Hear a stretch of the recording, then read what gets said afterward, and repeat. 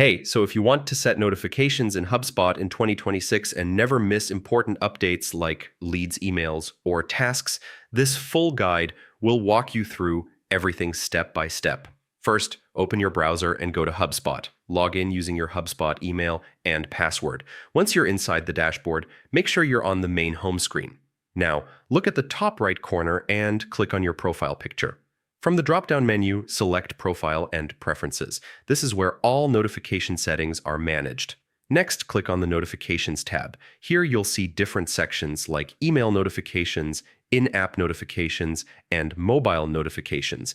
Each section controls how HubSpot alerts you. Start with In-App Notifications. Enable alerts for things like new leads, assigned tasks, deal updates, mentions, and form submissions. These notifications appear inside your HubSpot dashboard. Yeah, super helpful while working. Now move to email notifications. Choose which alerts you want sent to your inbox, such as task reminders, deal activity, or workflow updates. Keep only the important ones on so your inbox doesn't get overwhelmed. If you use the HubSpot mobile app, open the mobile notifications section. Turn on push notifications for calls, messages, tasks, and mentions so you stay updated even when you're away from your computer.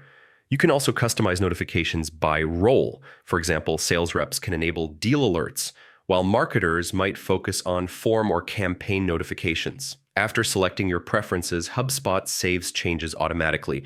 There's no save button, so once toggled, your settings are active. Test your notifications by assigning yourself a task or updating a deal to make sure alerts are working correctly. And that's it. By adjusting in-app, email, and mobile notifications, you can stay informed, respond faster, and manage your work more efficiently in HubSpot. Hey, so if you want to use the HubSpot chat tool in 2026,